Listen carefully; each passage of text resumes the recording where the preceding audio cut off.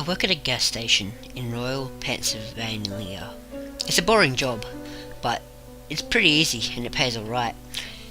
A few weeks ago, this new guy started. I call him Jeremy. Jeremy is weird. He's about 25 or 26, and he hardly speaks. But he's got the creepiest laugh I've ever heard. My boss and I have both noticed this, but it's never been a problem, so there's not much we can do about it. Customers have never complained about him. He's always done his job fairly well. Up to a few weeks ago. Anyway, that's when things started going missing. Employee theft can be a problem at any business that sells consumer goods, and there's only one person working at the time in this gas station, which is a pretty small place. About 2 weeks ago, my boss started noticing that we were short on motor oil. At first, it was a few containers at a time, then entire shelves, and boxes from the back room. Pretty soon, entire shipments would be gone the day after we got them, and it would always be right after Jeremy's shifts.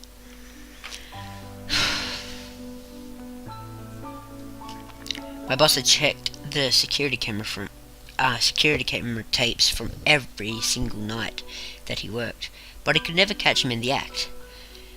Jeremy would lock up at closing, then the motor oil would be gone the next day.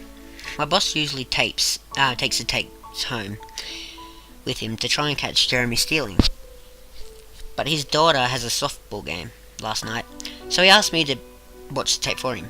He offered to pay me overtime under the table, and I figured out it would be a long night.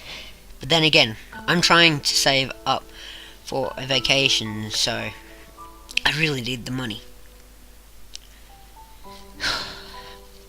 I took the tapes home, popped them in an old VCR, and sat back. 2 days ago, the last time we worked. Jeremy started at 4 p.m. Everything seemed pretty normal at first. He counted up his drawer, switched off with the woman next to him, and waited for a customer.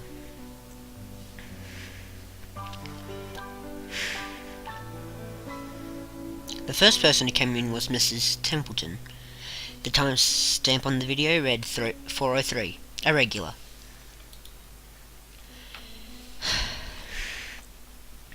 She picked up her cigarettes and a newspaper, and paid with the 20. Nothing unusual there. The next customer was a local guy named Ron. He drives a motorcycle, and usually comes in every few days. He filled up his tank, got a bag of beef jerky, and paid with his credit card, and then left. Next was some guy with a cowboy hat. Never seen him before, but we get plenty of strangers, just as any gas station. He got $40 worth of diesel and paid with a $50 note.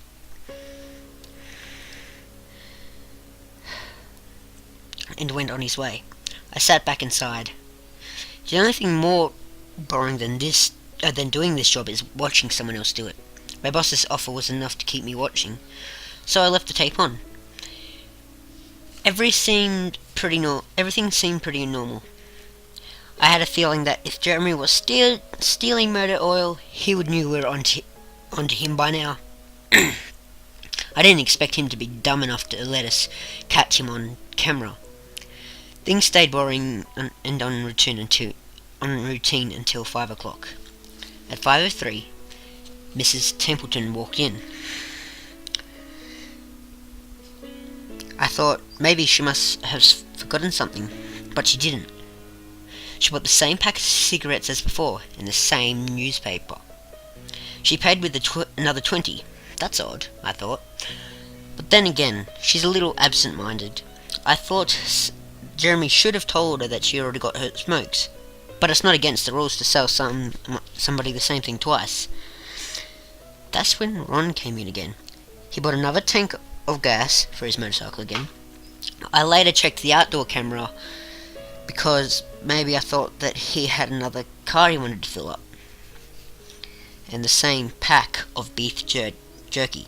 He paid with his credit card again. No big deal. I thought this was just a weird coincidence. Mrs. Temple forgot, and Ron probably owns more than one Harley. That's when the guy with the cowboy hat walked in. I felt a chill run down my spine. Don't get diesel. Don't get diesel. But he did. He got $40 of diesel and played with a $50 bill. Every move he made was incidental to his first visit, right down to the way he scratched his nose before he walked out. Either this guy was rich, owns a lot of trucks, and just moved into town, or something really bizarre was happening. I kept watching. Every customer for the next hour was the same as before. I was seriously freaked out, and then at 6:03, Mrs. Templeton walked in.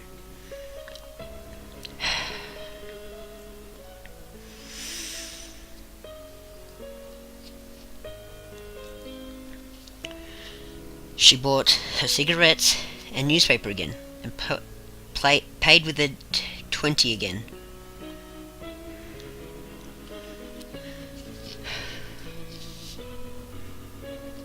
I thought I was going to lose it. I only watched another half hour before I started fast forwarding through the rest. It was all the same. Every customer would come in at the exact same times, exactly 1 hour apart. Now I know what you're thinking. That sneaky motherfucker Jeremy had messed with the tapes. He had run a loop of his first hour of business over and over. And that wasn't the case. There are windows that the cash register covers. And I watched the sunlight fade time as Jeremy's shift went on. Jeremy's routine didn't loop over. He swept, mopped, restocked, and did all of his duties exactly how you would expect, but the same customers kept coming in. I was panicking at this point. Something was seriously wrong with what I was seeing, and I had no explanation for it. I skipped ahead to when he locked up. He walked out to his car. He hadn't stolen anything, but I kept watching just to make sure. I fast forward one more time, about midnight. Exactly 12:03, out of nowhere, Jeremy's face pops up on the camera. I don't mean he moved his head into view. I mean, 1 second the store was empty, and the next second his face was all I could see. He wasn't looking at the camera. He was looking at me. I'm sure of it. I screamed and fumbled for the remote. By the time I grabbed it, he was gone. As soon as he had left, one frame he was there, the next he wasn't. My hands were shaking like crazy. I popped in another tape. The indoor camera shows the back area, by the cash register. I'd be able to see how he got up to put his face in the camera like that. I skipped to 12:03, but there was nothing. I would have been able to see him standing on a ladder or something on this tape, but he wasn't there. I didn't see him enter the store at all after he left. It's like he wasn't really there. He doesn't know the security code, and no alarms were triggered that night after he locked up. What I did see, however, was that at 12:03, the motor oil vanished off the shelf. All of it. Same as Jeremy's face. 1 second it was there, the next it wasn't. I turned off the tape and went to bed. But I didn't get a week of sleep. My body was exhausted right now, but my mind was racing. That tape was undoubtedly the most disturbing thing I've ever seen in my entire life. I work in a few hours.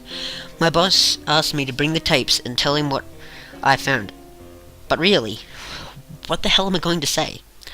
Jeremy works the night shift tonight, directly after me, and the plan is for me and my boss to come in just before I leave and confront him with me, as I'm supposed to be the one who caught him stealing. I have no idea what I'm going to do, but I suppose I'll have to show him the tapes, but I don't want to watch them with him. I never want to see something like that again. I can't get the image of Jeremy just smiling directly into the camera out of my mind. It was the creepiest look I've ever seen on another human's face. Anyway, I'm going to try again to get some last minute sleep before I have to go in and deal with this. I'll let you guys know what happens. Update. 12:49 p.m. I'm updating from my phone. Apologies in advance for errors. My boss just finished watching the last of the tapes. I told him what to expect, but you really can't prepare someone for something like that. He's scared shitless. I am too. And Jeremy is due to come in at 4. We've got little over an hour to get our shit together. But neither of us knows what to say to him. He's just a fucked up guy who likes to steal motor oil and scare the shit out of people. Or maybe he's something else.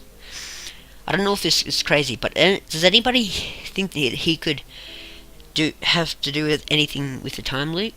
My boss said he'd never noticed anything like this in the other tapes, but the way he popped up in this one made me think that he knew that I'd be watching.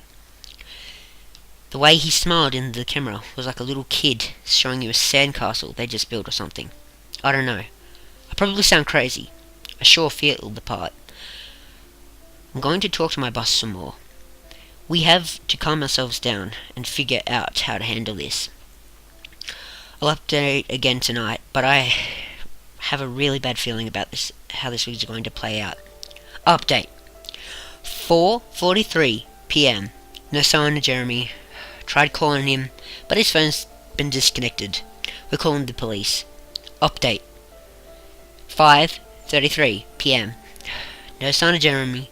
Tried calling him, but his phone's been disconnected. We're calling the police. Update. 6:33 p.m. No sign of Jeremy. Tried calling him, but his phone's been disconnected. We're calling the police. Update. 7:33 p.m. No sign of Jeremy. Tried calling him, but his phone has been disconnected. We're calling the police. Update. 8:33 p.m. No sign of Jeremy. Tried calling him, but his phone has been disconnected. We're calling the police. Update. 10:58 p.m. Holy shit. Holy shit, holy shit, holy shit. I just got home and saw my previous updates. Things make less sense now than ever. Here's what I can tell you. I went to my work, Jeremy never showed up. Me and my boss decided to call the police, as you're well aware. When I picked up the phone, I thought the sun went out. I shit you not, that's what I thought happened. Apparently I blacked out for exactly 5 hours because when I looked at the clock it was 9:33. I think I got stuck in Jeremy's time loop, and then I snapped out of it at the exact point when I blacked out, if that makes any sense. But that's when things got really weird. My boss was right next to me when I blacked out, ready to corroborate my story to the cops. When I came to, the phone was in my hand, but it was dead. Not even a dial tone. My boss was still there, but he wasn't moving. He was standing up, but frozen. I looked at the clock again. It wasn't moving. The second hand was stuck on the 12. It was 9:33 exactly. The clock on the register, the computer screen, wasn't moving either. My phone was frozen.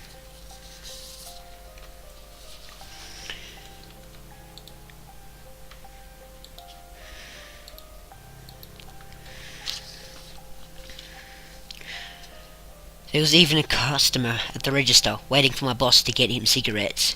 I'm betting that would have been his 5th pack of the day. I got the fuck out of there. I didn't lock up, didn't turn the lights out, and sorry guys, I didn't grab the security capes to upload to the internet. Believe me, that was the last thing on my mind. The gas station is on a major highway, and cars were parked all along it.